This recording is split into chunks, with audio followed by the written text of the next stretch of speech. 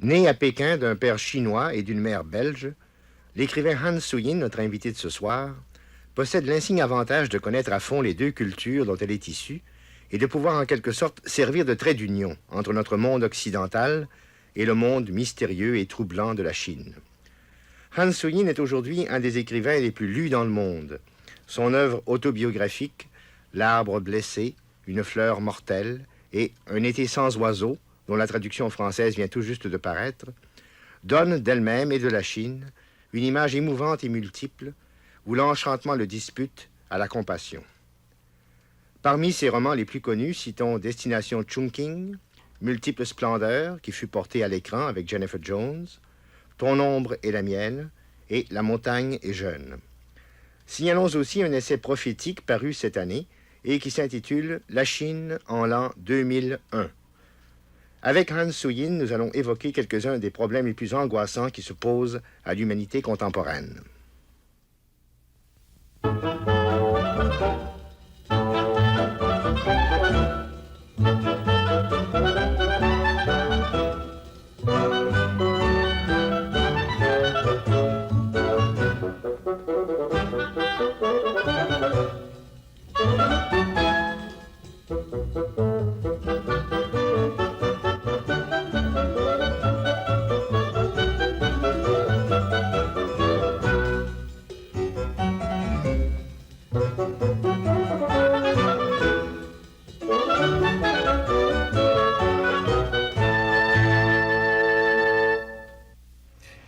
J'évoquais il y a un instant votre double origine chinoise par votre père et belge par votre mère, votre naissance en Chine. Quelle sorte d'enfance cela suppose-t-il en Chine quand on est de double origine comme ça? Il y a des difficultés, il y avait des difficultés, parce que ce n'était pas une question de race, c'était une question du système social à ce moment-là, et aussi du fait que la Chine, à ce moment-là, subissait l'agression impérialiste des Européens, qui a d'ailleurs duré 109 ans depuis 1840, la première guerre de l'opium, où les Anglais ont imposé l'opium à la Chine par la guerre, jusqu'à 1949. Et donc, toutes les relations sociales entre Européens et Chinois étaient colorées par cela. Quand mon père est allé en Belgique pour étudier et qu'il est revenu avec sa femme européenne, sa femme croyait qu'étant dans le pays, son mari serait honoré et respecté seulement pour s'apercevoir qu'en Chine, un Chinois ne comptait pour rien dans son propre pays. C'était les Européens qui étaient les maîtres. Votre père, après ses études, est devenu ingénieur des chemins de fer. Il était ingénieur des chemins de fer. Il avait travaillé sur les chemins de fer toute sa vie. Donc, c'était un bourgeois par rapport à l'ensemble de la population. Bien sûr. Toute ma famille est bourgeoise. Ma mère, mon père, tous les deux de famille bourgeoise. Ma mère d'une famille de généraux. Son oncle était le ministre de la Défense de Belgique. Et mon père aussi, tous des mandarins. À l'époque où vous étiez toute petite fille, et ceux de ma génération étaient tout petits garçons, on nous enseignait volontiers à l'école qu'en Chine, il y avait une discrimination épouvantable entre garçons et filles, que les filles étaient habituellement tuées et qu'il fallait acheter les petits-enfants avec des timbres et des papiers de plomb, des choses comme ça. Ah oui, cette belle charité européenne dont nous avons eu assez. Parce que c'était vrai que la Chine était dans un état misérable. Mais pourquoi? Parce qu'on lui faisait la guerre et puis on lui demandait des indemnités épouvantables, qui l'a ruinée d'ailleurs. Alors elle était ruinée. Et la famine, les inondations, la misère de la campagne forçaient les paysans à vendre leurs enfants. Et s'ils ne pouvaient pas les vendre, ils préféraient tuer les filles parce que trop de bouches à nourrir, eh bien, c'était mieux de les tuer que de les voir mourir de faim. Et ça a continué jusqu'à 1949. Je raconte dans Un été sans oiseaux comment, quand j'étais sage-femme au Sichuan, c'était encore la même chose. On vendait les enfants ou bien on tuait les filles parce qu'on ne pouvait pas nourrir. Et voilà, c'était ça la misère. Et les petites charités européennes là-dessus, ça ne faisait pas beaucoup d'impression. Mais cette obligation terrible de certains parents pauvres et miséreux à l'égard de leurs enfants. C'était par bonté, vraiment, pour ne pas qu'ils souffrent tellement. Si quelqu'un achète un enfant, c'est certainement pas pour le tuer, il aura à manger. C'était le raisonnement. Ça arrive maintenant dans d'autres pays asiatiques, ça arrive à Calcutta. Les gens vendent leurs enfants quand il y a une famine. C'est toujours la même chose. Ça arrivait en Europe, vous savez, auparavant. J'ai retrouvé des documents au XVIIe, XVIIIe siècle. Au XVIIIe, XIXe siècle, les gens dans la campagne qui avaient trop de misère vendaient leurs enfants aux usines. Mais ce sont là, et même en Chine, c'était des phénomènes exceptionnels qui, j'imagine, n'avaient rien à voir avec la notion traditionnelle de solidarité familiale. Donc vous dites qu'elle est extrêmement importante en Chine. Oui, surtout dans les grandes familles féodales. Et même dans la paysannerie, il y a beaucoup d'esprit de clan, d'esprit de famille, d'esprit d'entraide. Seulement, quand on est misérable, on ne peut même plus s'entraider. Mais dans les grandes familles propriétaires, terriennes, évidemment, cela formait un lien très puissant parce que l'entraide et la solidarité fait vraiment la puissance d'une famille.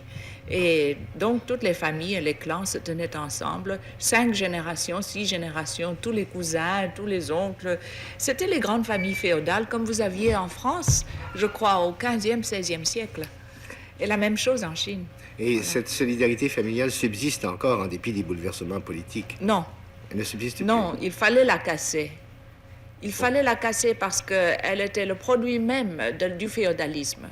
Et exactement comme la révolution industrielle et le capitalisme a brisé en Europe la famille féodale, ainsi quand le communisme est venu en 1949, il a dû briser la famille féodale et le clan, sinon on n'en sort jamais. Parce que ce n'est pas seulement des liens d'affection, ce sont surtout des liens et des relations d'intérêt.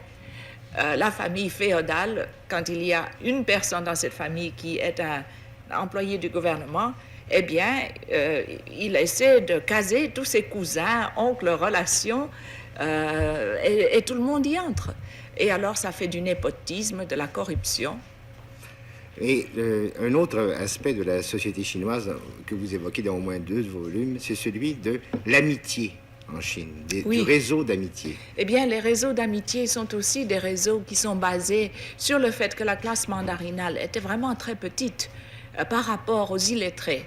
Et la Chine a toujours été gouvernée par une littérocratie, pas par une aristocratie de sang, pas par une caste de sang, mais par une littérocratie. Mais la littérocratie, finalement, c'était aussi les clans. La domination des gens instruits. Les mandarinats.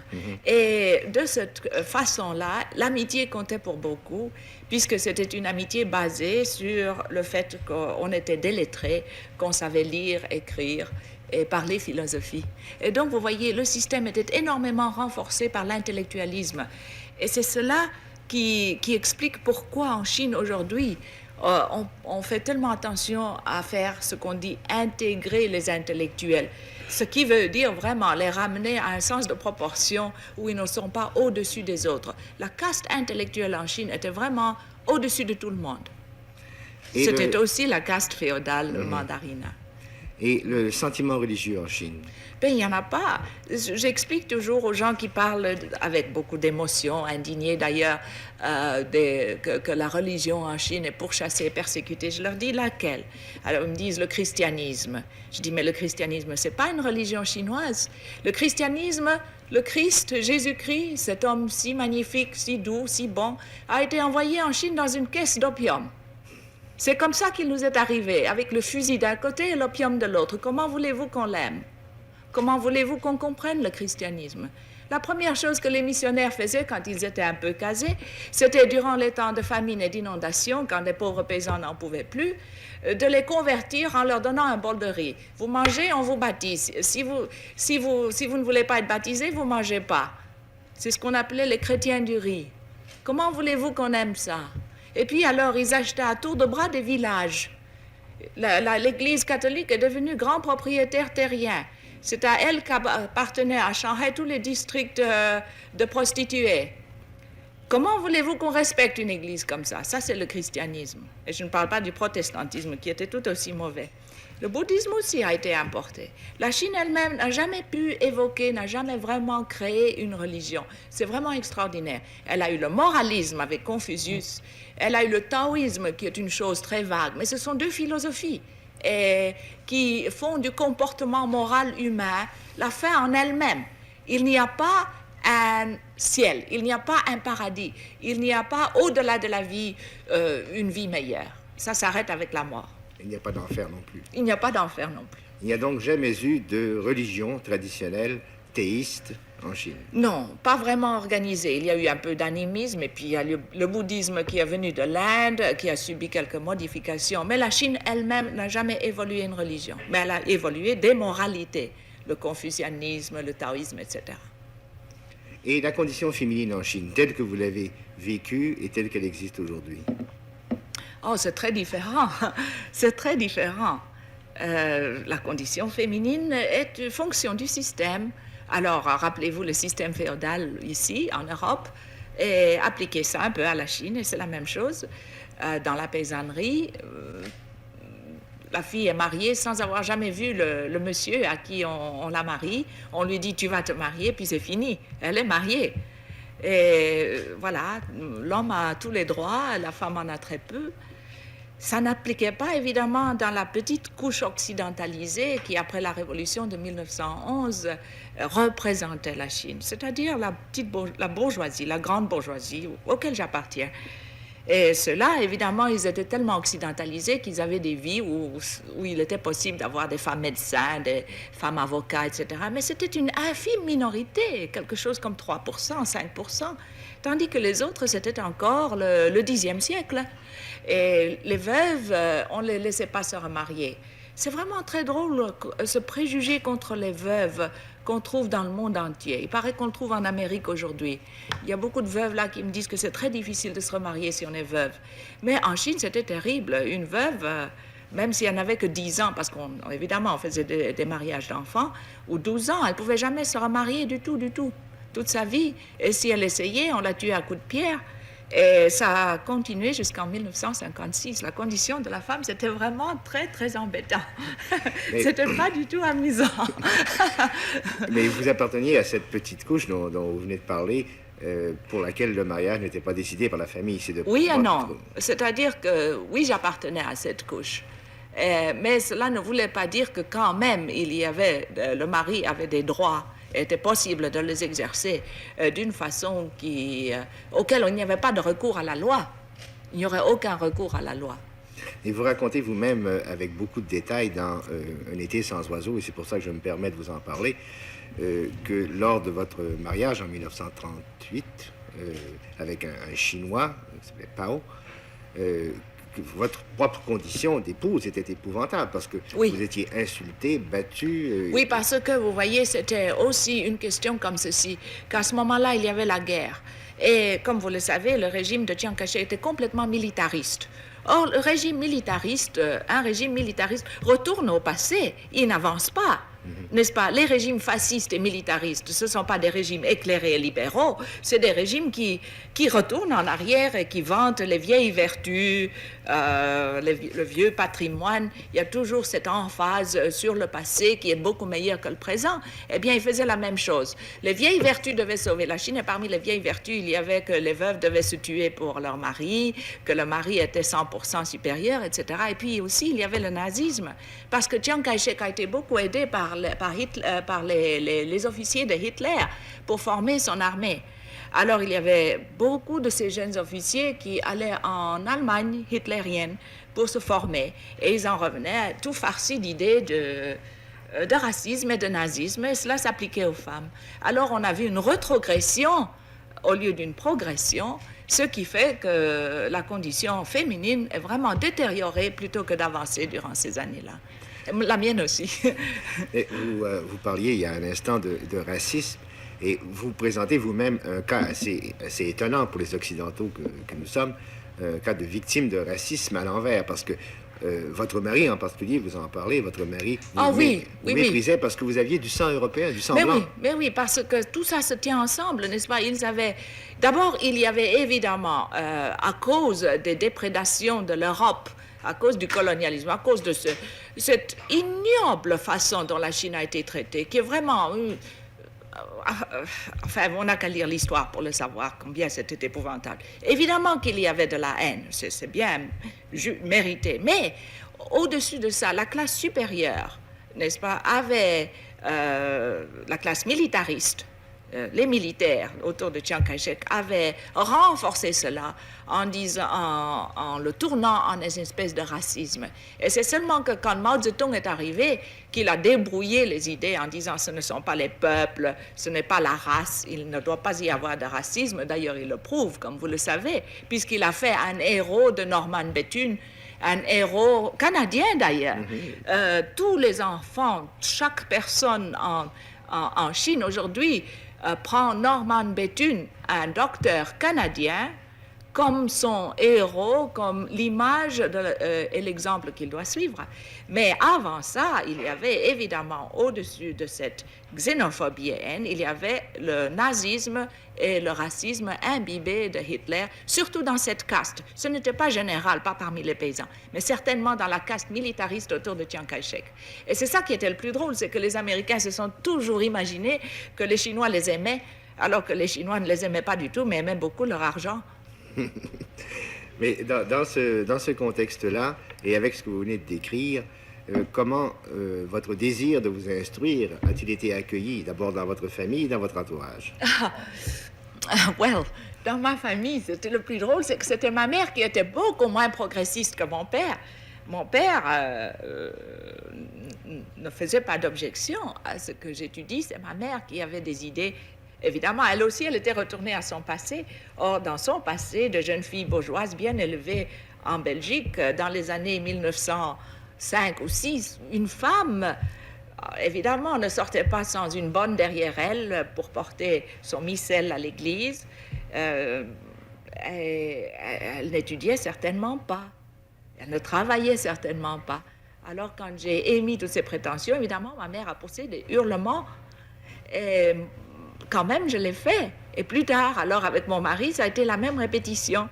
Enfin, c'était vraiment très drôle de trouver que, et en Europe et en Asie, vous aviez les mêmes idées très saugrenues, que la femme doit être une créature d'intérieur, de foyer, doit savoir faire la cuisine. Moi, j'ai jamais pu réussir. Elle doit avoir beaucoup d'enfants, évidemment, si elle le veut. Mais comme ça, forcément, parce que c'était sa condition de femme, qu'elle ne pouvait rien faire d'autre. C'est là le hic. Si une femme veut bien faire ça, eh bien qu'elle le fasse. Mais si elle ne veut pas faire ça, elle devrait avoir le droit de pouvoir faire autre chose. C'est ce que vous avez démontré, mais on sent, en lisant votre autobiographie, une sorte d'acharnement que vous aviez à étudier. Et, absolument. Un désir très précoce de vouloir être médecin. À 12 ans, je voulais être médecin et j'ai toujours voulu être médecin. J'ai jamais voulu être écrivain ou lecturer, comment dit-on, conférencier ou autre chose. Tout ce que j'ai jamais voulu faire, c'était la médecine et je l'ai faite et je l'ai pratiquée pendant 15 ans et je suis très contente de ça. Vous avez un diplôme de chirurgien et de pathologiste? J'ai un diplôme d'Angleterre. Un diplôme de practitioner, de médecin, plus un petit machin en pathologie et public health, oui. Et ces études médicales, vous les avez faites en Europe, d'abord en Belgique? Non, j'ai fait d'abord en Chine, à Yenching University, à Pékin, et puis alors 3 ans en Belgique, jusqu'à 35 à 38. Et alors la guerre a éclaté en Chine, alors je suis rentrée en Chine. Alors, je ne pouvais pas étudier. Alors, j'ai fait sage-femme dans la campagne. C'est ce qui m'a beaucoup appris sur la condition de la paysannerie d'abord, la condition de la femme paysanne ensuite, les infanticides, la pauvreté, la misère, le féodalisme. Tout ce que je connais sur la Chine, je l'ai appris dans ces années-là. Et j'étais absolument convaincue qu'il devait y avoir une révolution. Et alors, après ça, j'ai fini en Angleterre et puis je suis retournée en Asie. Mais vous êtes né en 1917, donc 6 ans après la fin de la dynastie Mandchoue. C'est ça. Quels sont les premiers événements qui vous ont politisé? Les seigneurs de la guerre. Qu'est-ce que c'était que les seigneurs de la guerre? Les militaristes, la Chine ravagée par des factionnalismes, non seulement de province, mais même dans chaque province. Chaque province, chaque endroit étant affligé par des militaristes qui se disputaient entre eux. Vous avez d'ailleurs la même chose qui se développe en Indonésie aujourd'hui, et tous voulant arriver au pouvoir en s'entretuant. Mais ils ne se tuaient pas beaucoup, ils faisaient surtout beaucoup de dégâts parmi les déprédations, parmi la paysannerie. Très souvent, les militaristes se mettaient ensemble pour manger ensemble, et puis alors après ça, partaient en guerre l'un contre l'autre. C'était très féodal, tout à fait comme les barons. Vous savez, les barons féodaux, c'était comme ça. C'est exactement comme la période féodale où toute l'Europe était brisée en petites baronneries où ils se guerroyaient entre eux. C'est exactement la même chose qui est arrivée en Chine entre 1915 et 1930. Et 1930. Et quand vous étiez alors toute Alors, petite fille... on courait tout le temps, on avait peur parce que les militaires arrivaient, alors on s'en allait, parce qu'on avait peur d'être pris, mais c'était plus facile pour nous que pour les Chinois, parce qu'eux, on pouvait faire tout ce qu'on voulait avec les militaristes, pouvaient les rançonner ou les tuer ou n'importe quoi. Avec ma mère, c'était plus difficile. Ils avaient quand même peur un peu de toucher aux Européens. Alors, on se réfugiait de temps en temps, ici et là, sur le chemin de fer. Mon père était sur le chemin de fer. Il était très soucieux. Il disait, « Ah, ce général est venu, alors je dois quand même protéger mes wagons. » Parce qu'ils prenaient tous les wagons et les locomotives. Ils avaient toujours besoin de wagons et de locomotives. Alors, il fallait toujours essayer quand même de faire rouler le train, parce que le train devait rouler. Et mon père, lui, il s'est acharné pendant des années à faire rouler les trains, malgré les militaristes et les guerres et tout ça. C'était vraiment très intéressant et je me rappelle très bien de cette période-là. Ça m'a marqué très fort. C'est pour ça que j'ai très bien compris, je crois, pourquoi la révolution était essentielle. Mais la prise du pouvoir par Chiang Kai-shek a-t-elle mis fin à ce régime des seigneurs? Pas tout à fait. Pas tout à fait. La prise du pouvoir par Chiang Kai-shek a commencé, comme vous le savez, par une trahison et un massacre. Il y avait un front uni avec les communistes. Dès qu'il a pu, il s'est tourné contre eux, les a massacrés et a pris le pouvoir de nouveau en militariste. Et pendant des 10 ans, entre 1927 et 1937, il y a eu 15 soulèvements militaristes contre lui aussi. Ce n'était pas fini. Et s'il n'y avait pas eu la guerre avec le Japon, il est certain que le chaos aurait continué. Parce qu'il était, lui, aussi un produit de cet âge, n'est-ce pas? Et il n'avait pas de solution sociale. S'il avait eu une solution sociale, s'il vraiment il s'était mis au problème, qui était le problème de la réforme terrienne, le problème de la paysannerie, c'est certain que l'histoire serait différente. Mais il avait la mentalité d'un militaire, d'un militariste, il fallait le pouvoir militariste, et voilà, c'est comme ça qu'il n'a pas pu résoudre les problèmes de la Chine et que finalement, il a été battu. Mais il avait dès le début, je crois, l'appui des États-Unis. Il a encore d'ailleurs à Formose. Oui, la première fois qu'il a eu cet appui, c'est quand il a commencé en avril 1927 à tuer les communistes. D'ailleurs, ça a été très bien décrit par Malraux, André Malraux, qui est, vous le savez, dans La condition humaine. Justement, récemment, j'ai dû faire le scénario de La condition humaine. On va porter ça à l'écran. Et c'est vous qui avez fait le scénario? Et c'est moi qui ai fait le scénario. Je connais M. Malraux. Et nous en avons parlé. Et vraiment, il a décrit ça très bien. C'est un livre que vraiment on devrait lire pour comprendre la Chine. Comment Chiang Kai-shek a tourné. Kazakh ou capot. Oui, turncoat. Et comment il a tourné, comment il a massacré ceux qu'il avait mis au pouvoir. Parce que ce sont les ouvriers et les paysans qui se sont soulevés et qui ont pris la ville et puis qui le lui ont donné. Et alors après qu'il le lui avait donné, une semaine après, il les a massacrés. Alors, c'est très intéressant. Et ça se reproduit d'ailleurs maintenant partout. En Indonésie, ça s'est reproduit, ces bains de sang. Ça va encore se produire autre part, les coups militaires. Et il a fait donc ce coup militaire. Mais il ne pouvait pas résoudre la question sociale, la question terrienne.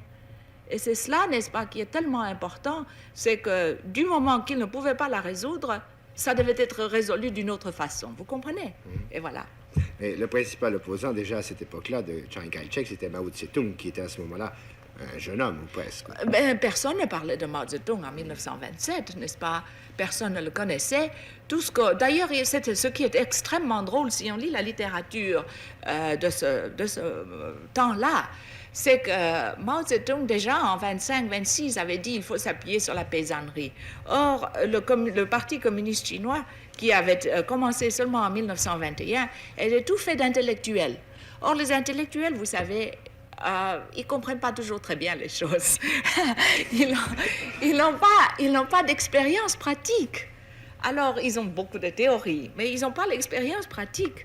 Et Mao Zedong avait cette expérience pratique, c'était un paysan. Alors, il a dit, il faut s'appuyer sur la paysannerie. Et eux, ils disaient, non, prenez les villes. Or, les villes en Chine, c'est 10%, 12% de la population. La paysannerie, c'est 90% de la population. Bien sûr que si vous voulez faire une révolution, vous vous appuyez sur la majorité. Et c'était vraiment simple, comme tout, ils ne pouvaient pas comprendre ça. Alors, ils se sont laissés faire. Chen Tuxiu, qui était le chef du Parti communiste à ce moment-là, a préféré croire Chiang Kai-shek plutôt que de croire ses propres paysans, ses propres ouvriers, qui disaient « Attention, on va nous massacrer ». Il a dit « Non, non, non, rendez vos armes ». Ils ont rendu les armes et ils ont été massacrés. Et c'est la grande leçon que Mao Zedong a compris, qu'il ne faut jamais rendre ses armes à un militariste et qu'il ne faut pas leur faire confiance. Et alors, il est parti pour la campagne et il y avait seulement 700 personnes qui l'ont suivi et il a tout recommencé. Et c'est pour ça que... 700 personnes en Chine, c'est rien. Ben, c'est rien, c'est rien. Et c'est pour ça, n'est-ce pas, que le peuple, vraiment, et surtout la paysannerie, croit en lui, parce il est toujours resté de leur côté. Ce que je veux dire, c'est ceci, c'est qu'il arrive, n'est-ce pas, que quand un homme devient puissant et qu'il réussit, alors lui et ses compagnons forment une nouvelle classe, n'est-ce pas, et qu'ils commencent à se détacher des intérêts du peuple qu'ils ont représentés jusque-là, qui commencent à les oublier, et eux aussi commencent à devenir autoritaires et tyranniques, etc., etc. Or, Mao Zedong a prouvé que, malgré tout, et malgré ses 75 ans, il n'a jamais oublié le peuple, puisque dans la révolution culturelle, il a tout recommencé et tout remis en question encore une fois, parce qu'il avait peur que le parti dégénérait en une tyrannie bureaucratique, comme on l'avait vu sous Staline, et qui a amené la Russie à son jour d'aujourd'hui. Mais le portrait que vous tracez de Mao Zedong est un portrait favorable. Je suis sûr qu'il étonne ceux qui ne le connaissent qu'à travers la presse occidentale, où on le décrit comme une sorte de dictateur assez simpliste. Et d'ailleurs, on le fait mourir de temps en temps. Oui, de temps en temps. On a tué Mao Zedong 47 fois depuis 1927. 47 fois, j'ai calculé parce que je suis en train d'accumuler du matériel. On l'a tué 47 fois. Il a été frappé de paralysie 12 fois. Il ne peut plus parler au moins 5 fois. Il parle très bien. Il y a beaucoup de gens en ce moment avec qui il est en train de parler. Toutes sortes de choses comme ça. C'est vraiment très ridicule. Ce qui est le plus ridicule, c'est qu'on publie ses pensées. Ses mensonges. Oh, oui. On publie ses mensonges et puis les gens le croient. Et puis 6 mois après, on publie quelque chose d'autre. Je crois qu'il a le parkinsonisme, qu'il est paralysé, qu'il a une maladie du foie, qu'il ne voit plus. Toutes ces choses-là, on raconte. Et puis alors, il apparaît, il parle, on le voit. Mais c'est vraiment très ridicule. Parce que ce n'est pas comme ça. C'est le plus grand homme de ce siècle. C'est vraiment un grand homme. Je crois, si vous lisez, malheureusement, les gens ne lisent pas et ils ne se donnent pas la peine. Ils croient qu'ils savent parce qu'ils lisent des petits extraits ici et là dans les journaux. Ils croient qu'ils connaissent tout. Pas d'expérience pratique, n'est-ce pas? Eh bien, s'ils se donnaient vraiment la peine de lire un peu sa vie et ce qu'il a écrit, je crois qu'ils auraient des idées différentes, qu'ils comprendraient pourquoi en Chine, c'est le plus grand homme que la Chine ait jamais produit. Ça, il n'y a pas à en douter. C'est le plus grand homme que la Chine a jamais produit. Et ce n'est pas la partisanerie qui vous fait parler. Oh non, ce n'est pas la partisanerie, parce que moi, je n'avais pas du tout cette idée-là en 56 ni en 60. C'est parce que je me suis mis, moi, à bien étudier tout ce qui est arrivé. Et que j'ai beaucoup débattu et beaucoup critiqué chaque fois que je rentrais en Chine, mais j'avais des critiques, j'avais des listes comme ça, des choses à demander pourquoi vous faites ceci, pourquoi cela, pourquoi cela. Mais c'est en 1960, à la fin de 1960, que j'ai commencé à comprendre. Et j'ai commencé à comprendre à cause de la dispute avec la Russie. Et avec la révolution culturelle aussi, j'ai commencé à comprendre Non pas qu'il est parfait, je ne dis pas qu'il est parfait, je ne dis pas qu'il est infaillible, d'ailleurs c'est lui le premier qui ne le dirait pas, mais que c'est vraiment un grand homme qui essaie de faire de son mieux pour l'humanité. Pas seulement pour la Chine, alors. Pas seulement pour la Chine, pour l'humanité. Mais qu'est-ce qu'il représente pour la Chine et, disons, pour le reste de l'humanité qui n'est pas dans le camp occidental, pour le tiers-monde, par exemple? Mais il n'y a pas de camp. Il n'y a que des êtres humains. Et nous devons tous apprendre à vivre ensemble. Pour les trois quarts de l'humanité qui n'est pas réfugiée, isolée, car les Occidentaux sont très isolés aujourd'hui. Ce n'est pas la Chine qui est isolée, c'est l'Occident qui est isolé. Pour les autres trois quarts de l'humanité, Mao Zedong, plus que trois quarts, n'est-ce pas? Parce que vous n'êtes que 400 millions. Pour les 5/6 de l'humanité, Mao Zedong, c'est l'espoir du monde. Et l'Occident qui veut s'emmurer et ne pas comprendre ça, se fait du tort. C'est ça qui est tragique. Ce qui est tragique, c'est ce refus de voir et de connaître. D'ailleurs, Jésus-Christ l'avait dit, il a dit, mais bienheureux ceux qui ont des yeux pour voir et ceux qui ont des oreilles pour entendre, n'est-ce pas? Est-ce que vous faites un rapprochement entre Mao Tse-tung et Jésus-Christ? Moi, je lis toujours la Bible. Je suis catholique. Mon mari est catholique. Son père est le président de tous les catholiques de l'Inde. Et c'est le catholicisme. Et d'ailleurs, j'ai beaucoup d'amis catholiques en Asie qui suivent Mao Zedong parce qu'ils sont catholiques. C'est ça qui est extraordinaire. Et le même phénomène arrive en Amérique latine. C'est en Amérique latine que vous avez les évêques qui disent le capitalisme et le néocolonialisme marchent vers leur destruction. Tenez, l'autre jour, dans le monde diplomatique, j'ai vu une petite chose. Un père jésuite, évidemment latino-américain, a dit « Prendre la croix du Christ ou prendre la mitrailleuse de la guérilla, c'est la même chose. » Eh bien, si on n'avait pas dit que c'était un jésuite, on dirait « Mais quel activiste, quel communiste, etc. » Mais c'est un jésuite qui a dit ça. Et il n'est pas fou. Il est jésuite. Mais il est latino-américain. Alors peut-être qu'il faut devenir latino-américain pour comprendre ça. L'Église est en ce moment dans une période où il y a, dans l'Église même, des tiraillements extraordinairement intéressants. Et je trouve la même chose dans mes amis catholiques asiatiques. Il y a une dame célonaise, une très grande dame, très noble, très riche, très catholique. Eh bien, elle a écrit des livres formidables sur Mao Zedong, parce que pour elle, Mao Zedong, c'est le Christ revenu sur Terre. Mais elle ne croit pas qu'il est divin, mais elle veut dire dans un message, vous savez, dans le message d'espoir pour l'humanité. Et alors, c'est elle qui fait beaucoup de correspondances. Et nous aussi, nous pensons et nous trouvons que quand on lit vraiment Jésus-Christ, eh bien, il a dû représenter pour sa période de la Révolution, puisqu'il était toujours avec les pauvres. Il était toujours avec ceux qu'on méprisait. Il était avec les prostituées. C'est pas lui qui était avec la bonne compagnie et les gens bien. Au contraire, il criait dessus. Il a pris un fouet pour jeter les marchands du temple. Alors évidemment qu'on s'est débarrassé de lui en le tuant. Et s'il revenait, on le crucifierait de nouveau. Et ce que Jésus-Christ a voulu faire, selon vous, c'était aussi une sorte de révolution morale? Je crois qu'il faut recomprendre le message du Christ. Et le message du Christ, c'est aimez-vous les uns les autres. Et Mao Zedong dit les peuples révolutionnaires doivent s'aimer les uns les autres. Alors moi, je pars de là. Ce qui a peut-être le plus contribué à donner une image déformée de l'œuvre de Mao Tse-tung, c'est ce qu'on a appelé, qu'on appelle encore la révolution culturelle, dont les origines remontent à novembre 65. Alors, pour comprendre la révolution culturelle, si on ne se fie qu'aux journaux occidentaux, on en a évidemment une idée très déformée. Selon vous, qui a déclenché la révolution culturelle en Chine? En quoi cette révolution a-t-elle consisté? Je devrais commencer par dire que oui, si on lit les journaux occidentaux, le monde ne ressemble pas au monde comme il est. C'est presque une fiction. C'est d'ailleurs une fiction.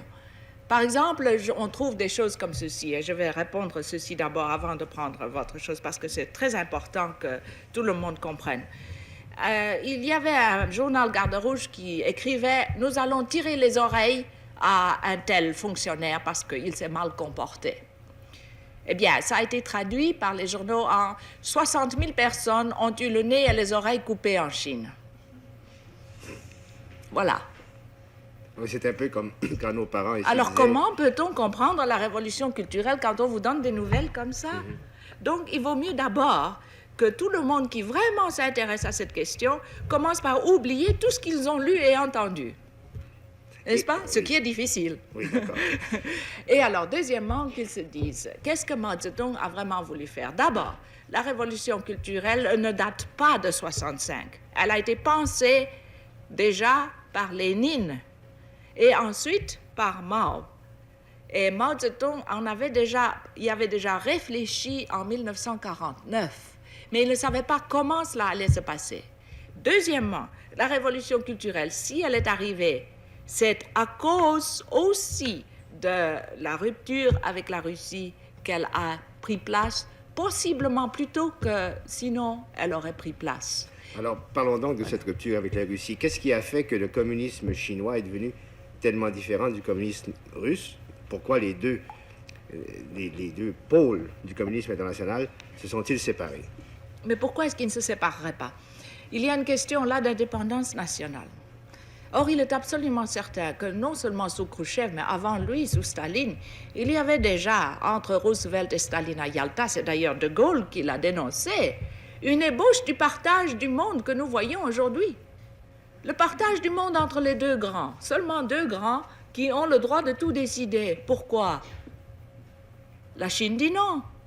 Alors, c'est Khrouchtchev et les autres qui ont élaboré, amplifié, continué ce qui n'était qu'une ébauche du temps de Staline et de Yalta, et qui l'ont fait dans une collusion, une complicité complète et 100% totale sur tout, et qui ne laisse rien l'arrêter, absolument rien. Tout doit être divisé en deux. Tous les pays, toutes les ressources, tout, rien que pour eux deux, et tous les monopoles sont à eux deux. Personne d'autre n'aura vraiment le doigt sur la vraie puissance. Dans 20 ans, vous verrez ce qui arrivera même en Europe. Même l'Europe sera colonisée, elle deviendra pays sous-développé, tout à fait comme l'Asie. Il n'y aura que deux grandes puissances. Ça, c'est leur rêve. Alors, là-dedans, il y a eu un accroc, c'est la Chine. La Chine a dit non, je ne marche pas. Non, je ne vais pas obéir. Elle a dit à Khrouchtchev, quand Khrouchtchev est arrivé en disant voilà, nous allons vous dire quoi faire, elle a dit non.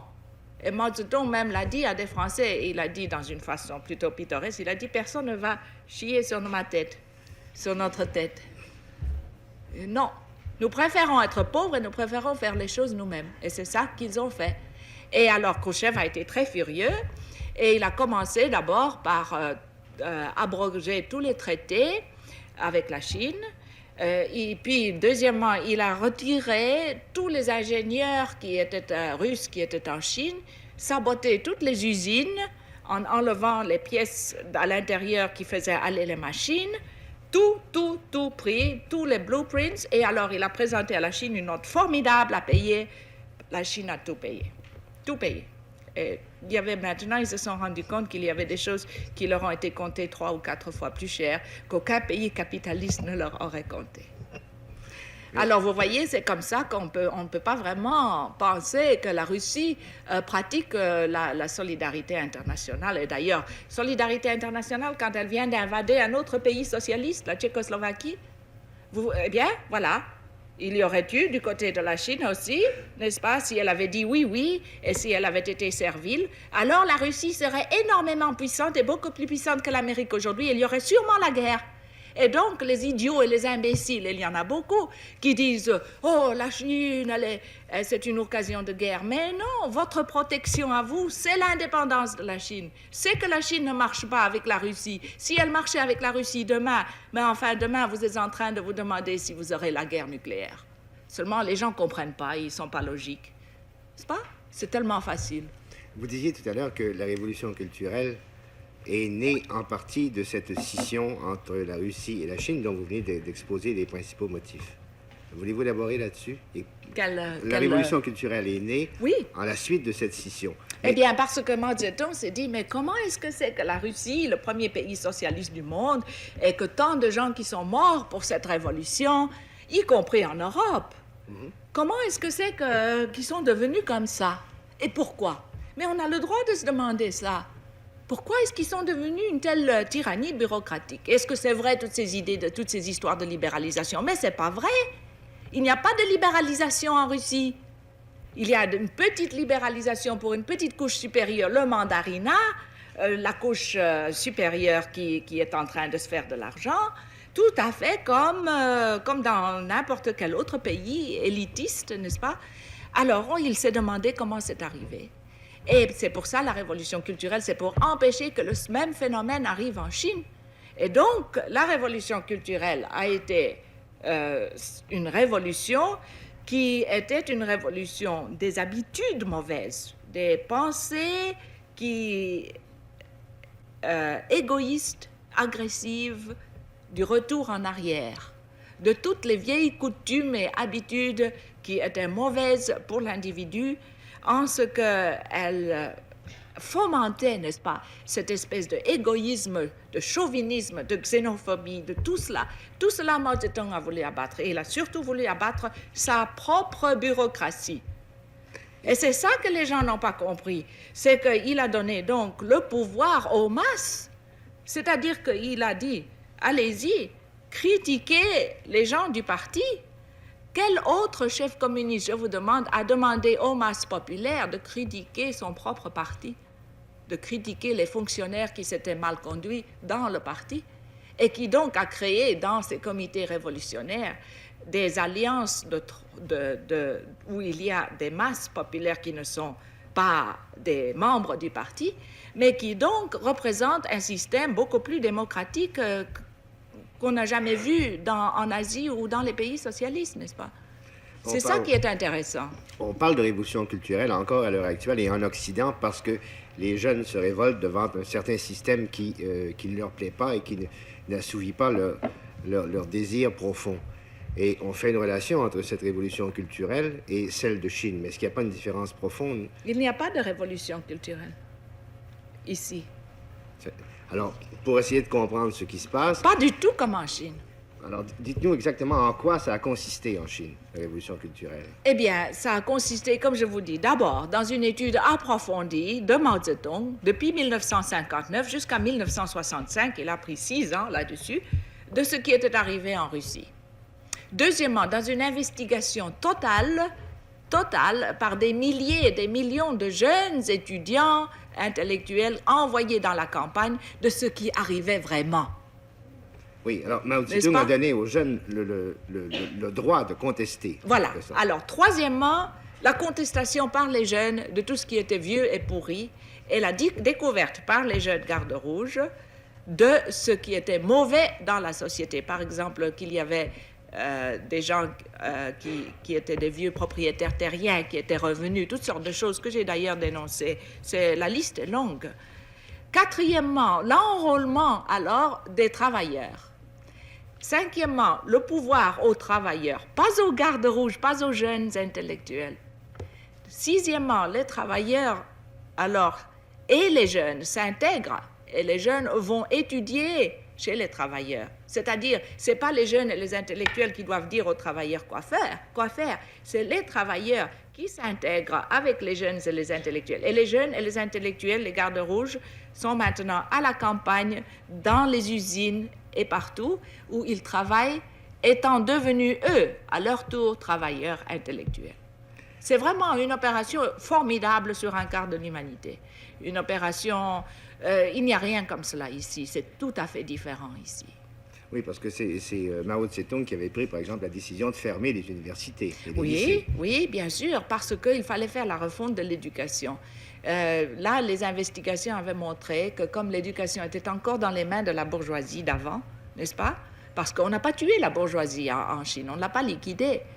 Eh bien, que tout recommençait. Ils avaient, par exemple, à l'entrée, à l'examen d'entrée, il y avait 80% des candidats qui se présentaient étaient de classe paysanne ou de classe ouvrière et 20% de la bourgeoisie. Eh bien, en 4e année, quand ils en sortaient, 80% des sortants diplômés étaient de la bourgeoisie et 20% des autres. Qu'est-ce qui était arrivé durant ces 4 ans? C'est très intéressant. Et cette espèce de népotisme où les vieilles traditions familiales de la propriété terrienne reprenaient, où les gens qui se connaissaient bien par amitié, la famille d'un tel, par exemple, disons ma famille Joe, bien connue dans ma province, eh bien, elle avait beaucoup plus de chances d'avoir ses fils réussir à l'université parce qu'on savait que le grand-père avait été magistrat, etc., qu'un pauvre petit qui venait de la campagne et qui n'avait personne pour le pistonner. De sorte que le petit qui venait de la campagne, le dernier ouvrier, se sentait aliéné Tout à fait aliéné dans la chose. Et voilà pourquoi la révolution des jeunes, ce qui est extraordinaire, c'est que Mao Zedong était du côté des jeunes, pas contre eux. Donc vous avez là tout à fait le renversement de ce que vous trouvez par exemple aux États-Unis ou autre part, où vous avez les jeunes qui contestent, qui ont la société vraiment contre eux, tandis que là vous aviez Mao Zedong du côté des jeunes, mais la tyrannie bureaucratique, les fonctionnaires contre eux, n'est-ce pas? Ce qui est très intéressant. Mais est-ce que la révolution culturelle a eu des bons et des mauvais côtés? Ah, bien sûr qu'elle a eu des mauvais côtés. Il est impossible de faire une chose comme ça sans avoir des mauvais côtés. Et malgré qu'en août 66, c'était formel qu'il ne fallait pas employer la violence. Je ne parle pas des autres. Il y a beaucoup d'autres choses, d'autres résolutions qui avaient été passées. Malgré que c'était formel qu'il ne fallait pas employer la violence, il y a eu de la violence. Et la violence, c'était parce que nous pouvons la distinguer en trois parties. Une parmi les gardes rouges. La violence entre les gardes rouges, ce n'était pas dicté par le gouvernement. Ce n'était pas voulu. C'est parce que quand vous avez 30 millions de jeunes qui se démènent, eh bien, vous en avez quand même quelques-uns parmi eux qui sont mauvais, n'est-ce pas? On ne peut pas dire que tout le monde est des anges. Et c'est certain qu'au bout de 6 mois, 1 an, parmi ces jeunes, il s'était formé distinctement des gangs, des groupes qui étaient très mauvais. Des ultras. Des ultras. Non seulement, oui, mais les mauvais en trois genres. D'abord, des ultras de gauche, comme des trotskistes, vous savez, anarchistes, terroristes, on tue tout le monde, etc. Il y en a toujours ça. Tout mouvement a des gens comme ça. D'ailleurs, on a vu la même chose à Paris. N'est-ce pas, à Paris, parmi les étudiants, il y en avait qui étaient des trotskistes et qui ont vraiment fait de la casse. Et alors, comme ça a donné des excuses et de provocations pour ce qui est arrivé. Mais ce n'était pas l'idée du tout de le faire comme ça. Alors, il y avait les ultras de droite aussi, qui étaient surtout les fils à papa des grands fonctionnaires qui allaient être évincés. Alors, eux, n'est-ce pas, ils ont dit à leur fils, attention, fais de l'ultra garde rouge. Et c'est comme ça qu'il y a eu de la violence parmi les gardes rouges. Les gardes rouges, à un moment, il a dû y avoir au moins 3000 factions, ils se battaient tous ensemble, l'un contre l'autre. Mais il y en avait aussi, ça c'était le mauvais côté, mais je crois que ça n'a pas pu être plus que 10% à 15% des gardes rouges. Tandis que les bons, on n'en parle jamais. Des bons qui ont été vraiment dans la campagne, qui ont aidé les travailleurs, qui ont fait les récoltes avec eux, qui sont partis pour les villes, qui ont vraiment été très bien. On ne parle pas de ceux-là, on ne parle que des mauvais. Alors évidemment, il y a aussi eu des agents du Kuomintang. Vous savez qu'en Chine, chaque année, ils retournent en Chine 140 000 Chinois d'outre-mer pour aller voir leur famille. Ce n'est pas connu, on ne le met pas dans les journaux, mais chaque année, on entre et sort en Chine à peu près 140 à 150 000 personnes. Et c'est parmi ceux-là, qu'il y avait des agents du Kuomintang qu'on a trouvés. Et eux ont fait aussi du sabotage. Alors, il y a eu le retour, n'est-ce pas, des revanchistes, les vieux propriétaires terriens, encore une fois, pas liquidés, parce que Mao Zedong ne liquide pas, n'est-ce pas? S'il peut sauver quelqu'un, comme il dit, couper une tête, c'est rater quelque chose. Il vaut mieux changer les personnes, mais pas couper les têtes. Et donc, ces gens-là, évidemment, profitant de tout cela, sont aussi revenus. Donc, il y a eu de la violence. Mais de dire que c'était une violence voulue par la révolution culturelle, non, pas du tout. De crainte que les gens qui vous écoutent ne vous considèrent comme une propagandiste payée par le régime de Mao Tse-tung, je vais vous faire préciser... Vous avez dit tout à l'heure que vous étiez catholique. Est-ce que j'ai pas besoin d'argent, vous savez. Les gens achètent mes livres beaucoup. Je viens d'apprendre que les 25 000 premiers étés sans oiseaux sont partis à Paris en 10 jours. C'est quand même extraordinaire que vos livres, par exemple, ne soient pas publiés en Chine. Non, pas du tout, puisqu'ils sont bourgeois. Oui, ils sont interdits. Je suis une bourgeoise, j'écris des livres bourgeois qui ne sont pas du tout d'après comment dirais-je, l'explication marxiste. N'est-ce pas? Je ne suis pas marxiste, bien sûr. Voyons, c'est très dangereux d'avoir une bourgeoise comme moi. Non, Mais si vous êtes favorable au régime, pourquoi... Mais ça ne veut rien dire, parce qu'il y a beaucoup de gens qui sont favorables au régime, vous savez. Il y a beaucoup de gens qui ne sont pas du tout communistes. Par exemple, en ce moment à Canton, il y a la foire de Canton. Vous savez, tous les ans, il y a 2 fois par an la foire commerciale de Canton. Eh bien, à cette foire arrivent 3 000 à 5 000 businessmen. Vous me direz que tous ces businessmen sont des communistes, mais non, voyons, ce sont des capitalistes. On les accueille très bien en Chine. D'ailleurs, moi, toutes mes informations, non seulement les miennes par mes propres voyages, mais toutes les informations sûres que j'ai, c'est par ces businessmen qui vont partout, qui sont bien accueillis, qui font des affaires avec la Chine, pourquoi pas? Vous avez cette position assez exceptionnelle d'être en faveur du régime, mais mal vu du régime, parce que vous êtes bourgeois. On ne peut pas dire mal vu, ça je ne dirais pas que je suis mal vu, mais ils sont très clairs, vous savez, ils sont très logiques les Chinois. Ils ne vous demandent pas d'être avec eux. D'ailleurs, ils préfèrent que les choses soient claires. C'est pas la peine, et ça je dis toujours aux jeunes qui se disent aux marxistes, etc. Je dis attention, vous êtes tous des bourgeois, vous savez. Vous êtes des bourgeois. Nous sommes tous bourgeois. Parce que nous vivons dans une société bourgeoise. Alors, c'est pas la peine. Si vous allez en Chine en disant « je suis marxiste », on vous regardera comme ça en se disant « est-ce qu'il a fait la longue marche? Est-ce qu'il a un peu pioché dans la campagne? Est-ce qu'il sait de quoi il parle ?» Eh bien, nous n'avons pas fait ça. Nous avons beaucoup de sympathie. Moi, j'ai beaucoup de sympathie. Mon mari, qui n'est pas du tout, qui est tout à fait bourgeois et qui est colonel de l'armée indienne, a beaucoup de sympathie. Beaucoup de gens ont beaucoup de sympathie pour ce que la Chine essaie de faire. Mais ce que nous voulons faire, c'est prévenir l'Occident que de s'enferrer dans son ignorance et dans son isolement du reste du monde, c'est dangereux pour l'Occident.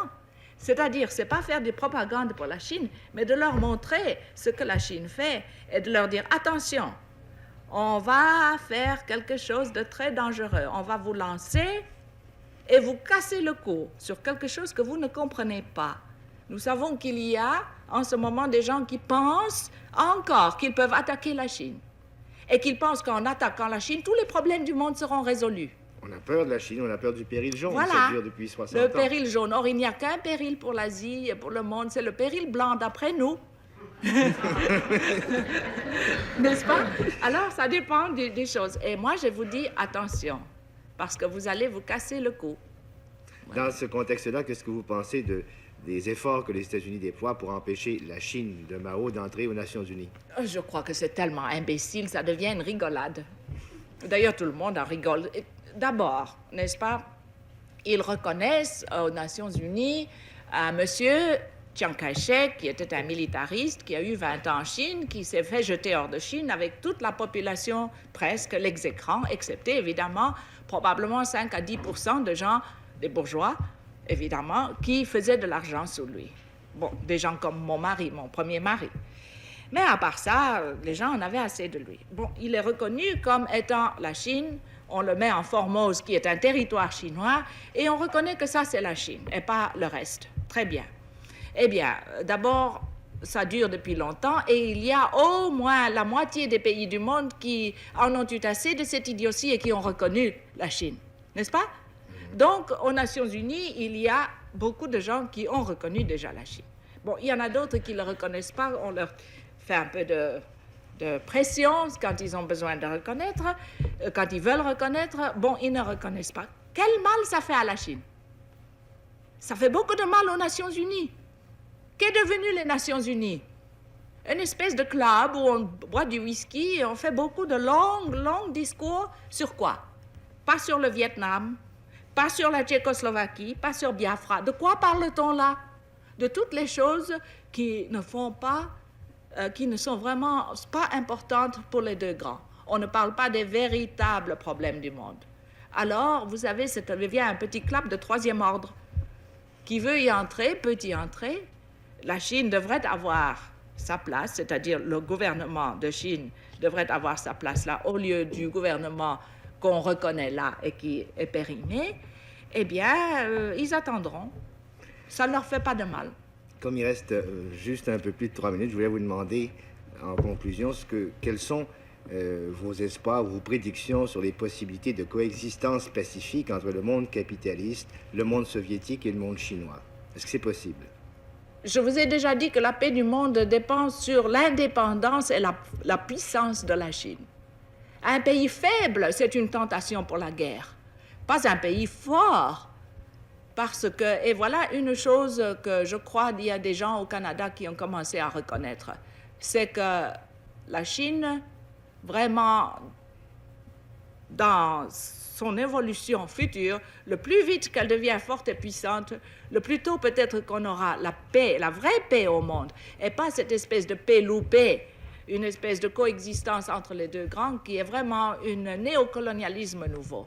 Et alors, c'est cela vraiment que la révolution culturelle veut dire. Est-ce que la Chine va devenir comme les autres et faire un partage à trois? Non. La Chine a refusé le partage à trois. Elle a refusé complètement d'oublier les pauvres, d'oublier les peuples révolutionnaires. Et voilà là la grande question, et il faut que l'Occident le comprenne. Et récemment, McNamara, ancien secrétaire de la Défense, disait en substance aux pays sous-développés, pour bénéficier de l'aide américaine, il faut que vous fassiez du family planning, il faut que vous fassiez de la contraception massive. Quelle est votre position là-dessus? Ma position, c'est que le pape a raison. Sur la pilule? Le pape a complètement raison sur la pilule. Expliquez-vous. Parce qu'il n'a pas pensé seulement, encore une fois, à la petite minorité occidentale isolée qui veut faire du planning pour sa propre convenance. Il a pensé à l'Amérique latine, qui est sous-peuplée, qui n'a que 5 personnes par kilomètre carré. C'est-à-dire 15 fois moins qu'en Europe. 15 fois moins qu'en Europe, qui a besoin de gens pour la développer et à qui M. McNamara a dit « vous devez absolument vous stériliser ». Pourquoi? C'est du génocide déguisé. C'est pour pouvoir empêcher qu'il y ait là vraiment des populations qui peuvent être indépendantes. C'est pour en faire des colonies dont on extrait tout ce qu'on veut. Et voilà ce que le pape a vu, mais il a vu aussi autre chose. Il a vu que de dire oui à la pilule amènerait une chose que l'archevêque de Recife a dit. Il a dit, si le pape avait dit oui à la pilule, chaque femme, chaque jeune fille en Amérique latine serait à ce moment-ci bourrée par compulsion de contraceptionnel. On le lui mettrait dans son manger, on le lui donnerait à l'école. Et voilà ce que le pape ne voulait pas, parce que la moitié des catholiques du monde, ça vient de l'Amérique latine, et l'Église ne va pas se stériliser elle-même.